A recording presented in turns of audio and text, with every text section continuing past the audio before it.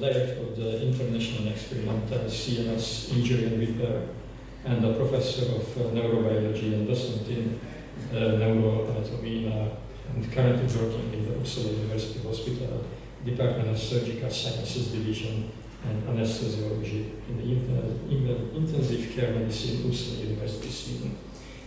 He has obtained his PhD in neuroscience in '82 from the Banaras Hindu University in India, and Doctor of Medical Sciences from the Uppsala University in 1999. He has published over 300 peer-reviewed papers related to neuroprotection and neuroregeneration, the relation to the blood-brain barriers in stress, in trauma, and the drugs of abuse in health and diseases.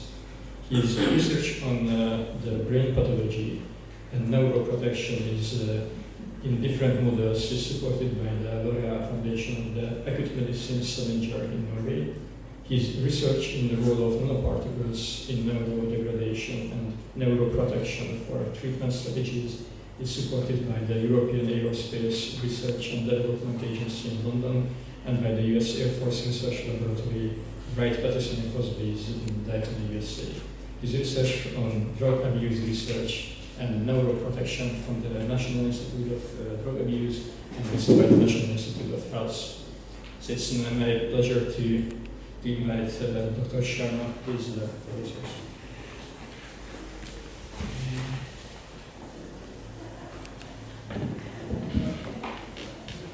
Thank you for my introduction. I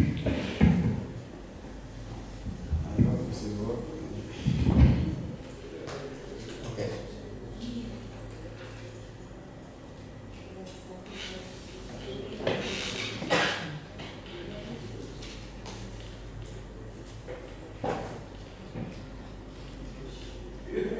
Can you help me open this PC?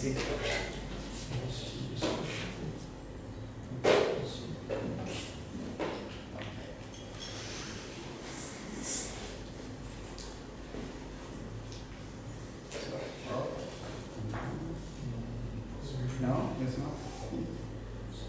No.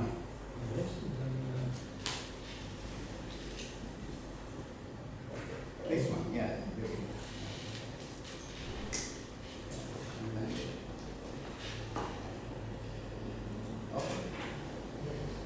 You don't have any pointer, I guess? Yes, sir, it's right there. On the, should be next to you. If not, here.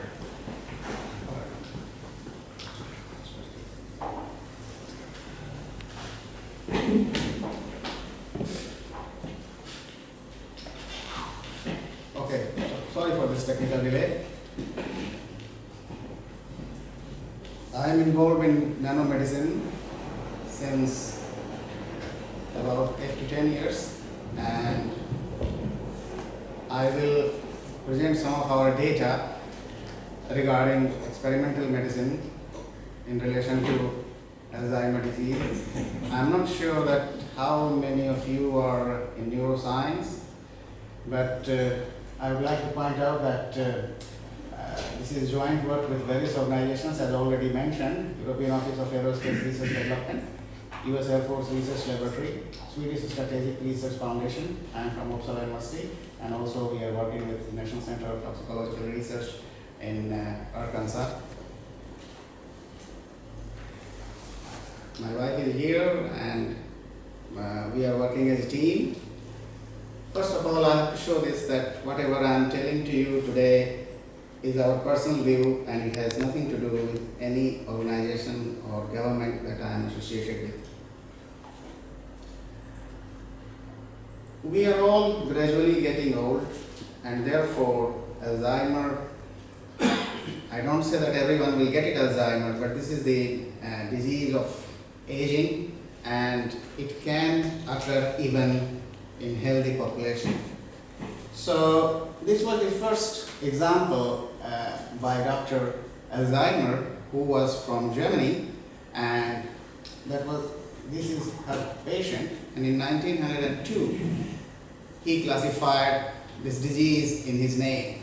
So that's why we have this Alzheimer disease, where at the old age We try to forget everything. We do not remember. Even we do not remember that we have eaten anything. We forget to remember our friends or names. So this is a very serious problem, and nowadays millions worldwide are affected with disease. Although the research started, as you can see, from 1902, but still we do not have any real medicine available so far. So what is happening to our brain? As you can see that this is a normal human brain, and after Alzheimer, you can see that this is completely shrank here and changed in shape. So therefore, it will affect our every vital parameters, not only memory, but also many other functions in our body. So there are two ways. Either we reduce these degeneration, or once it has occurred, we cannot cure, but probably we try to have some quality of life for these patients. As you can see here with this PET scan, that this temporal lobe of this brain is completely degenerated, and that is important for the loss of function. This is a cartoon showing, you might be aware, some of you, that in our human brain that is weighing about 2.5 kilogram, depending on healthy situations, we have more than 10 billion neurons. So these are neurons, and it is supported by even 5 to 6 times more glial cells as well as endothelial cells. So here there is accumulation of amyloid plaques, and that make these connections entirely different and degeneration. Another example of these plaques were highlighted, and here you can see that cells are completely damaged and the brain structure appears to be fluid.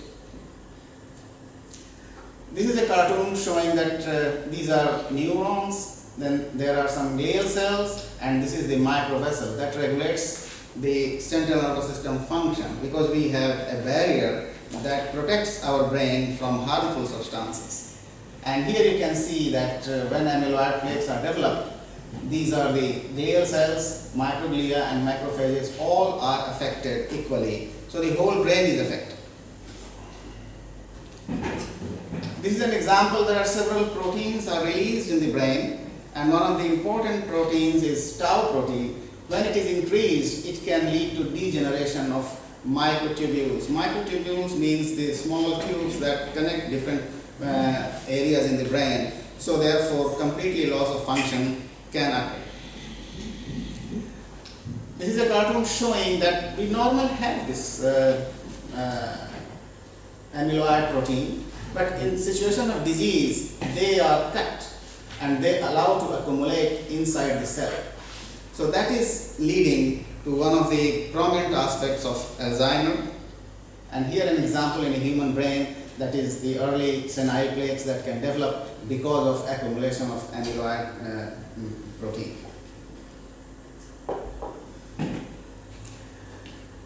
Well, the question is that people are focusing largely on neuron cells to survive, but as I told you that we have neurons and even much more higher glial cells and endothelial cells. So I am looking at the function of microvessels that regulates the health of the central nervous system.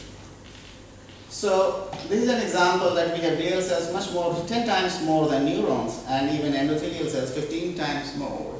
So why we ignore these microvessels? Why we focus neurons? Of course, that comes later. And on these aspects, I did a work that blood-brain barrier can be altered in situations of stress. We still do not know that why people get Alzheimer's disease. Maybe it is reflecting long-term stress on human beings. That's why all are not developing, but only a few, if you have not genetical problems. So the point is that the blood-brain barrier is regulated by microvessels. This is one neuron. Normally in all healthy situations, this is quite perfect, only allowing nutrients to pass, not larger proteins. And in all kinds of neurological diseases, this barrier is leaky. And we still have drugs that can modulate these functions.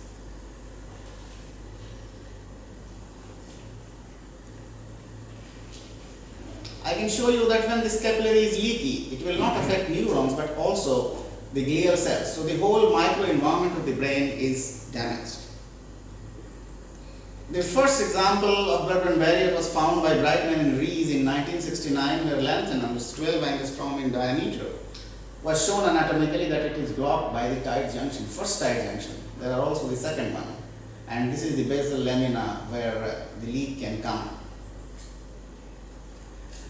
We replicated this in our laboratory, and here is the lumen in rat, and the lanthanum is stocked here because this is a healthy cells, and this is a normal nerve cell.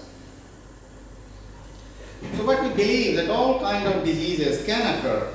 Any kind of CNS insults will open the blood-CNS barrier, because some can call blood-spinal cord barrier and other kinds of barriers. So I just put blood-CNS barrier. And when it is leaky, we can have lots of changes in the cellular expression. It will lead to edema formation, means swelling of the brain, and altogether can lead to cell death.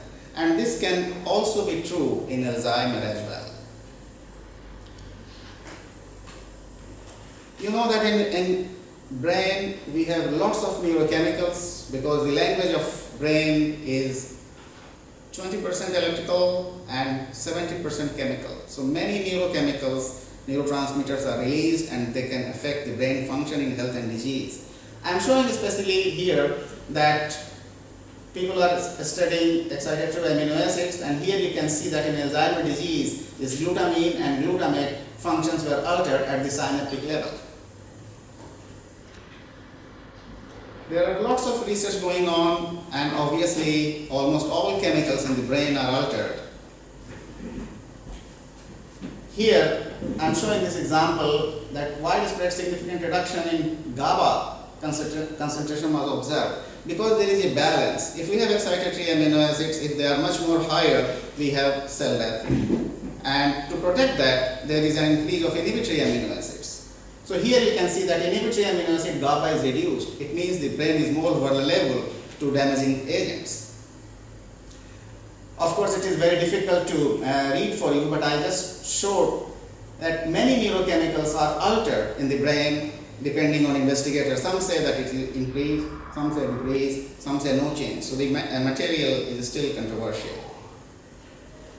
When we have lots of chemicals in the brain, and any kind of disease, be it Alzheimer, be it trauma, can alter the brain function, we cannot count on a single drug that can change only one aspect of the function. So either we should use multi-drug or the drugs that have multimodal capacity. We came across to this drug called Cerebrolysin, manufactured in Austria, and this is a mixture of different kinds of neurotrophic factors, not one, but several, that can protect neurons, that can protect glia, and also the endothelial cells, and with also active peptide fragments. There are some trials of cerebrolysin in Alzheimer's disease in the United States. This is still undergoing, and there are some encouraging results. So therefore, we try in experimental models this drug using various ways of delivery. I just show you that the cerebrolysin has different kind of actions. This is neuronal survival, neuroprotection, neuronal plasticity, and neurogenesis. It means it can also encourage damaged neurons to recuperate and provide new connections. We did some experimental models using this cerebrolysin, and there are certain papers published here. So what we can see that it has ability to protect brain in traumatic brain injury and also hyperthermic insults. Then the question comes, why we should use nanomedicine then, when the drugs can be used or they are being used over hundreds of years to treat patients. The point is that we have learned so far that if the same drug is given using nano delivery, it can have much better therapeutic effects than the normal drug alone. The second point has come out that these nano-delivered drugs have long-lasting effects. With regard to central nervous system, as you know that many drugs are not penetrating because there is a barrier. So there could be a rapid penetration of nano-delivered drugs. The other point is that drug should act when it enters into the central nervous system. But there are many endogenous enzymes or biological facts that try to degrade the drugs quickly because the human response or the biological response is that something is foreign and it should be gone or treated. So it could be less degradable. Now the important question is that what about toxicity of nanomaterials? And I can tell you that still US FDA has not given a guideline that how and which way the nanomedicine could be delivered, or they have any regulation, because these are still undergoing work. And very less in vivo experiments are done on neurotoxicity using nanomaterials. So therefore, in our laboratory, we are using both kinds of research, neurotoxicity of nanomaterials in vivo situation, not only cell cultures, and also we are studying delivery of nanomaterials using drugs. The other question is that there are several ways of nano delivery. Many persons use, depending on their own laboratory or interest, different ways of drug delivery. For example, soft nanoparticles. The drugs are incorporated into soft nanoparticles, deliver biodegradable materials, and nowadays recently it has come about nanowires. So the point is that if we give one drug with different kinds of mode of drug delivery, can we have different effects? The second point is that if we use different kinds of drug using one way of drug delivery, by just nano delivery, can we have better effects? So these are the questions at the moment required to address in nanomedicine field. We try to highlight some of these concerns in a book that was published in 2009 as a progress in brain research. And I introduce you my colleague. This is Dr. Ran Tian from University of Arkansas, Fayetteville, and this is Dr. Wang from the same institution. And this is my wife and I here. So this Dr. Ran Tian has a US patent of titanium nanowires. And in Arkansas, titanium nanowires are used as a supplement together with drug in knee replacement because the healing is much faster. And there are certain technology where we can also bind our drugs to these titanium nanowires. Why titanium nanowires? Because they are, up to our knowledge, largely innocuous. And when we apply titanium nanowire for longer periods in higher dose, at least central nervous system that I am concerned with, they do not show any pathology. The other evidence came that when we use these nanowires, silicon nanowires, even stem cells, some of you might have heard, when they are grown on these silicon nanowires, these stem cells can live longer, and in the system they are not degraded quickly. This is an example that they grow faster and they are still active. So these are the titanium nanowires that Dr. Ran Tian has used, and we use this titanium nanowire delivery of cerebrolysin in neuropathic pain, and submitted as one of our innovations in 2013 National Innovation Summit, United States, Washington, D.C. And to our surprise that the jury, depending on various US government and military personnel, they understood that this is one of the top 20% technological advances in nanomedicine. So we are very encouraged. And there was also lots of spotlight interview on cerebrolysin with the treatment, because this is a multi-modal drug, not one drug, and can have different effects. Well, so we have used these titanium nanowires as a scaffold to bind drugs, and we have standard techniques done in the University of Arkansas, US. As I showed you earlier, that the tau protein is introduced in Alzheimer disease and one of the important aspects for having brain pathology. There are two ways to use Alzheimer's disease in experimental model. Either we should use knockout mice that is available, or the second, that the amyloid beta protein that supposed to be one of the main causes of Alzheimer's disease, we can infuse in healthy animals for 4 weeks. Then we can have very similar pathology in the brain. Here we have used knockout mice model, and you can see that this is the A beta, we measured A beta here in normal condition in mice, very high. When we have given cerebrolysin normal, it was able to reduce it. But when we have used nanowire cerebrolysin, it came also near normal value. So the point is that nano delivery of cerebrolysin appears to be better. We have also tested this tau, and you can see that this is the normal situation after knockout mice model, cerebrolysin alone, and nanowire cerebrolysin delivery. So these effects appears to be much stronger when the drug is delivered using nanowire technology.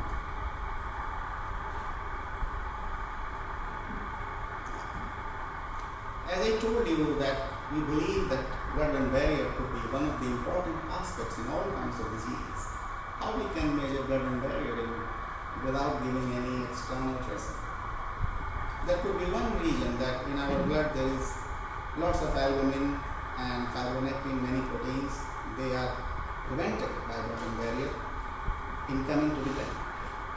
So if there are disease or traumatic injury or even human cases, there are some experiments that in cerebrospinal fluid these proteins are increased. And here is one example in animal model.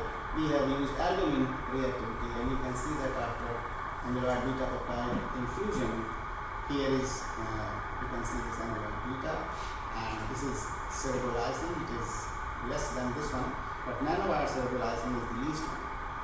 Similarly, you have albumin increase in control cases where the infusion was made. Nanowire cerebrolysin has much less activity of albumin as compared to the cerebrolysin alone. But this cerebrolysin is still protecting as compared to the normal ones. Similarly, the glial cells. Glial cells are also activated, and here is only infusion, and here is nanowire cerebrolysin and normal cerebrolysin. These neurons, when we have given nanowire cerebrolysin, they appear to be much more healthier than even cerebrolysin alone, and these are the situations where they are very much. Nowadays, another point we must consider when we do animal experiments, all animal experiments are done on healthy animals. The point is that, are we right? Probably not. Because in human cases, when we get disease or trauma, many people have different kinds of secondary diseases like hypertension, diabetes, or some of them are using different kinds of drugs. So they can also modify the disease processes as well as the neuropharmacological response of drugs. So therefore, we have started giving the same treatment in situations of hypertension or diabetes. I do not have much time to share these data, but you can see that if the animals were made diabetes by chemical means, streptozotocin, and given the same ADP infusion, you see the blood-brain barrier leakage is much more higher, neuronal injury is much more higher than the ADP given in healthy animals. So, and of course this is dose dependent, you can see where we have given 20 microgram and 10 microgram. So we must consider nowadays in drug development or drug discovery that we must consider that all humans are not normal when they get any disease. We have to consider these comorbidity factors together while considering any drug development, and nanomedicine is no exception either. I can show you here some examples where cerebrolysin was given, and you can see that normal cerebrolysin was given 5 milliliter per kilogram, we get better result.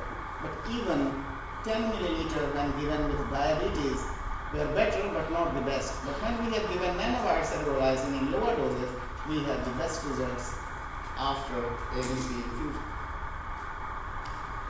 These are the examples of albumin leakage here. The nanowire has the best result. astrocytic activation is least seen here, and neuronal damages were largely absent when we have given nanowire cerebrolysin. These are the examples here. You can see that Roddenberry breakdown, and I can tell you that hypertension is equally damaging. So when the ABP was infused in CHR, chronic hypertensive rats, the increase was much more higher, and when we have given nanowire delivery of cerebrolysin, it is significantly reduced. Now I asked you before that if the same drug is given using two different types of nanodelivery, can we have different effects or similar effects? Here is an example. This is nanowire cerebrolysin and this is PLGA delivered cerebrolysin. It appears that nanowire delivery of cerebrolysin has some superior effects, although even PLGA delivered cerebrolysin was also equally effective. And this is the brain edema. We have the same results. Here is the cerebrolysin nanowire, and here is the cerebrolysin given by PLGA. And after hypertension, the pathological changes were high. The same picture in neuronal injury. Still we can see that both nanodelivery of cerebrolysin are better, but nanowire delivery of cerebrolysin is much better than PLGA delivery of the same drug in same doses. And here is also the albumin. So my point is that even we deliver same drug in same dose for same disease, the mode of nanodelivery may affect the final results. And here is different regions that showing increase of leakage. You can see that TiO2 delivered is better than PLGA, although PLGA delivery was also significantly reduced as compared with normal conditions. And here are another example here is PLGA delivered cerebrolysin, nanowire cerebrolysin, albumin leakage is best here, and also the ABP deposit is least here. Some examples, I still do not know what are the basic mechanisms behind these, but just to show you, we have measured some amino acid neurotransmitters, excitatory and inhibitory. These two are excitatory, damaging, and these are inhibitory. I have shown percentage increase so that the data are clear to you, but we can see that in normal situations, the excitatory amino acids are increased very much, and inhibitory amino acids are down very low. When we have given cerebrolysin by nanowire, we can see that the balance is restored.